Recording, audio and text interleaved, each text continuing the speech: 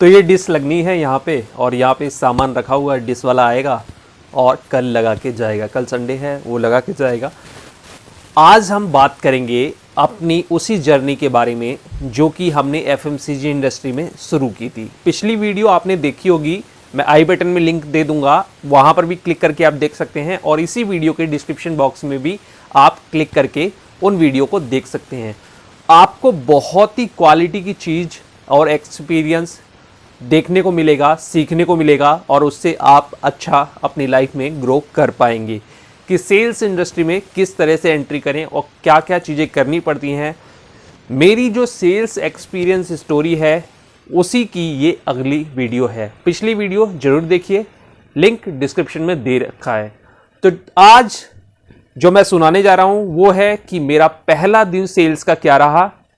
वो तो मैंने पिछली वीडियो में बताया था। दूसरा सेल्स का दिन मुझे कैसा रहा, क्योंकि एफएमसीजी चैनल सेल्स में हमेशा आपको डिफरेंट डिस्ट्रीब्यूटर से अलग अलग दिनों जाना पड़ता है। तो जो कहानी होती है, जो एक्सपीरियंस होता है, वो काफ़ी अलग होता है। करीब 10 से 12 दिनों में मैं अलग अलग डिस्ट्रीब्यूटर पे गया। हालांकि उसके बाद भी मैं काफ़ी अलग अलग डिस्ट्रीब्यूटर पे गया, क्योंकि मेरा जो एरिया था वो काफ़ी बड़ा था, जिसमें रूरल इलाके और सिटी के इलाके भी थे, साथ ही गाजियाबाद, नोएडा, मेरठ की तरह का भी इलाका था। तो मेरे पास कम से कम 25 के करीब डिस्ट्रीब्यूटर थे, क्योंकि न्यू लॉन्च प्रोडक्ट था, और जो इस प्रोडक्ट को लेके आया था अपने C&F से कर रहा था, ऑलरेडी उसका पहले से नेटवर्क बना हुआ था। तो मुझे यहाँ पर स्टार्टिंग में डिस्ट्रीब्यूटर बनाने की जरूरत नहीं पड़ी। उसने वो प्रोडक्ट जो पहले से उसके अदर कंपनियों के डिस्ट्रीब्यूटर थे उन्हें ही बिलिंग कर दी, और मुझे उनके पास जाना होता था और काम करना होता था।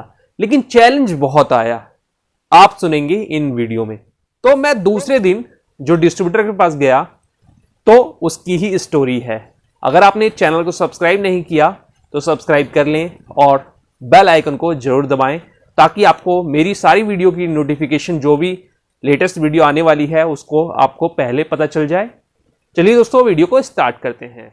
तो जब रूरल इलाके में हम सेल्स के लिए जाते हैं, चैनल सेल्स में, एफएमसीजी, ओटीसी या किसी भी इंडस्ट्री में, तो एक बात का ध्यान रखना पड़ता है, टाइम। शहर में तो हमें पता होता है कि यहां से हमें ऑटो मिल जाएगा, यहां से बस मिल जाएगी, हम अपनी बाइक से भी जा सकते हैं। लेकिन रूरल का जो इलाका होता है, बहुत सारे जगह जो है हम बाइक से चले जाते हैं, बहुत सारी जगह हमें बस का इस्तेमाल करना पड़ता है, डिफरेंट ट्रांसपोर्ट वाले साधन का इस्तेमाल करना पड़ता है। तो अगली जो मेरी टेरिटरी थी वो एकदम मेन रोड पे नहीं पड़ती थी, मेन रोड पे नहीं थी। दो छोटे छोटे कस्बे थे, उनके बीच में एक थोड़ा छोटा सा कस्बा था, जहां पर एनटीपीसी की कॉलोनी थी। एक तो एनटीपीसी की कॉलोनी थी, और एक जो छोटे मोटे गांव थे आसपास का, वहां के लिए वो एक बड़ी मार्केट थी।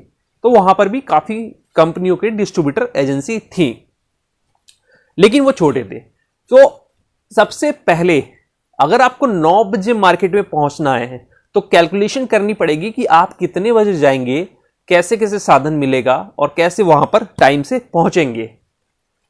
मान लीजिए कि डिस्ट्रीब्यूटर का लड़का जो है वो सुबह 9:30 बजे डिस्ट्रीब्यूटर पॉइंट को छोड़ देता है, और अपनी बाइक या साइकिल से वो निकल जाता है मार्केट में, और उसकी दूर दूर की मार्केट है, मेन मार्केट की मार्केट नहीं है।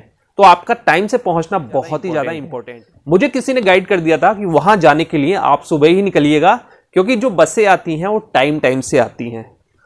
तो जो भी मेन रोड था वहां तक की तो बसें हमें मिल गई, चले गए। लेकिन वहां अंदर जाने के लिए ऑटो क्या है, जब सवारी भर जाती थी या टाइम से चलता था, तो वहां करीब 1-1.5 घंटा खड़ा होना पड़ा, और उसके बाद मैं वहां पर ऑटो में बैठा और आगे पहुंचा। करीब 10.5 किलोमीटर के बाद मैं उतर गया वहां पे, और मार्केट के बीचों बीच में डिस्ट्रीब्यूटर के पास पहुंचा। तो डिस्ट्रीब्यूटर ने अभी शॉप नहीं खोली थी, यानी अपना पॉइंट नहीं खोला था, मैन मार्केट में ही था। तो मैं आराम से, वही मैंने बताया, मैं पहले पहुंचता हूं और चाय वाय पी के इधर उधर घूमता रहता हूं, या कुछ भी नमकीन खा के कुछ भी। तो उसके बाद वो पहुंचा, कहा आप तो बहुत जल्दी आ गए। इससे पहले तो जो यार लोग थे वो करीब 11 बजे आते हैं मार्केट, तो 11 बजे से स्टार्ट होती है। अभी तो मैं आ गया हूँ 9:30 बजे, अभी मैं हिसाब किताब करूंगा, ये है वो है, माल देखूंगा, ये करूंगा वो करूंगा, अभी मुझे बहुत काम लगेगा। काफ़ी सारे जो रिटेलर्स हैं यहीं से आके ले जाते हैं। तो मैंने कहा ठीक है, कोई बात नहीं है, मैं 11 बजे से ही कर लूंगा, तब तक मैं मार्केट में घूम लूंगा। अरे चाय पियो, बैठो, आप क्या जाओगे, अभी लड़का आपको करा देगा मार्केट और मैं लिखवा दूंगा आपको ऑर्डर, आप चले आना। तो मैंने कहा नहीं भैया, मुझे तो अभी सीखना है, अगर मैं पहले ही नहीं सीखूंगा मुझे तो कुछ पता ही नहीं चलेगा। कहा अच्छा अभी नए हो? तो मैंने कहा हाँ। तो उसने चाय वाय पिलाई, कहा ठीक है मार्केट घूम के देख लो तब तक, और लड़का भी फ्री हो जाता है, उसके बाद आपको मार्केट कराते हैं। तो मैंने क्या किया, मुझे पता था वही 11:30-12 बजे ये लोग मार्केट स्टार्ट करेंगे और अपने हिसाब से करेंगे। एक दिक्कत और रहती है डिस्ट्रीब्यूटर की। डिस्ट्रीब्यूटर क्या होता है कि अपने रेट उसके अलग बने होते हैं और कंपनी से जो हमारे रेट गाइडलाइंस आई होती हैं वो अलग होती हैं। बहुत सारी जगह वो लोग कुछ भी रेट देते हैं, तो वो कंपनी के लोगों को ले जाना नहीं चाहते, क्योंकि वो गलती से भी रेट मिसमैच ना हो जाए, जो डिस्ट्रीब्यूटर ने बताया है जो हमने बताया है, या स्कीम डिस्क्लोज ना हो जाए, पता ना चल जाए, इसीलिए वो बड़ा सावधानी बरतते हैं। तो उन्होंने कहा कि ठीक है आप स्कीम मत बताना, आप घूम लो, मार्केट देख लो, अपनी नॉलेज के लिए कितनी दुकानें हैं क्या है आप लिख लो, और फिर मैं आपको लिस्ट भी दे दूंगा इस एरिया की जो भी दुकानें हैं, लिस्ट वाइज बीट वाइज, तो आप उन्हें डायरी में नोट कर लेना। तो मैंने कहा ठीक है भैया, मैं एक बार देख ले रहा हूँ। मैं अपना निकल गया, वहीं आसपास जितनी भी मार्केट थी, बहुत ज़्यादा लंबी चौड़ी मार्केट नहीं थी, तो उसमें मैं घूमा, देखा मैंने कहाँ कहाँ बड़े होलसेलर हैं। मेरा जो देखने का मकसद होता था, बड़े होलसेलर कौन है इस एरिया में, बड़ा दुकानदार कौन है, रिटेलर कौन है जो मेरे प्रोडक्ट से रिलेटेड है, मार्केट कितनी लंबी फैली हुई है, यहाँ आसपास जो गांव के इलाके हैं वहाँ पर किस किस तरह की मार्केट है।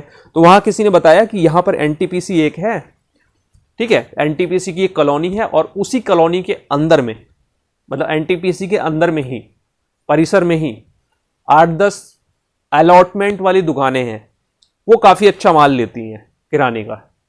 तो मैंने कहा ठीक है, लेकिन वो एनटीपीसी वहाँ से 5.5 किलोमीटर था।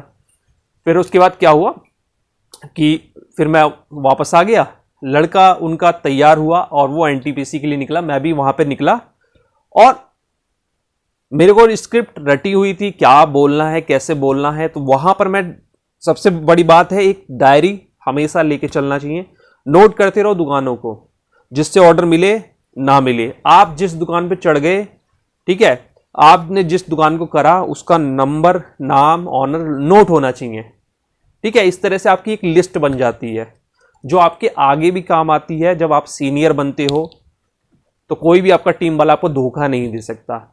और दूसरी चीज है, आपकी भी नॉलेज बढ़ती है। इंटरव्यू में पूछा जाता है, कई बार इंटरव्यू में पूछ लिया जाता है, अगर यही वाला एरिया मिलेगा तो कई बार मुझसे पूछा है, अच्छा एनटीपीसी में सबसे बड़ा दुकानदार कौन है, अच्छा एनटीपीसी के अंदर कितनी दुकानें हैं किराने की और कितनी जनरल स्टोर की हैं, अच्छा नाम क्या है उनका, और ठीक है तुमने करी है, ऐसा होता है। तो वो मैं लिखता रहता था, मुझे ये पता नहीं था, ये तो इंटरव्यू बहुत बाद में हुए जाके 2-4 सालों में जब ऐसी बात आई, लेकिन उससे पहले ही मैं अपने मन से वो नोट करता था, क्योंकि यही फॉर्मूला बताया था कि बीट दुकानें ये सब लिस्ट बनाते रहो, आपको कहीं मिलेगी नहीं और ना ही कोई देगा, और ये बहुत हेल्प करेंगे। अपनी डीएसआर भरने में भी हेल्प करता है, ठीक है, किसी को बताने में भी हेल्प करता है, बहुत सारी।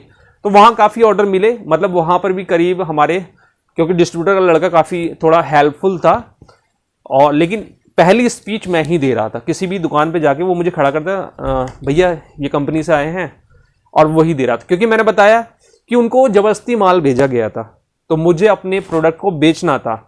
अगर मैं नहीं बेच के जाता तो वही डिस्ट्रीब्यूटर शिकायत करता C&F पे कि भैया हमने तो बताया ही था डीओ बिकेगा नहीं है आपका, आपने जबरदस्ती भेज दिया, देखो आपका लड़का आया, बहुत मेहनत करी, कुछ भी नहीं बिका।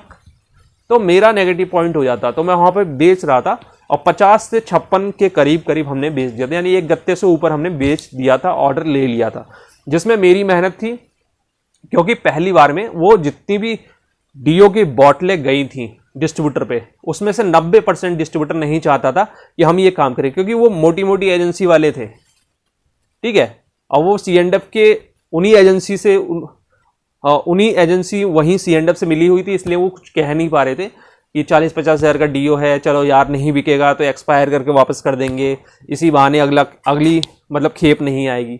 लेकिन ये चैलेंज था और वहाँ पर ये मैंने किया। तो इस वीडियो को ज़्यादा से ज़्यादा शेयर कीजिए और अगर अच्छा लगे तो आप इस वीडियो को लाइक भी कर सकते हैं। मैं एक ही वीडियो में कितनी बातें बताऊं, बहुत आपको नॉलेज देता रहूंगा जो आपके काम आती रहेगी।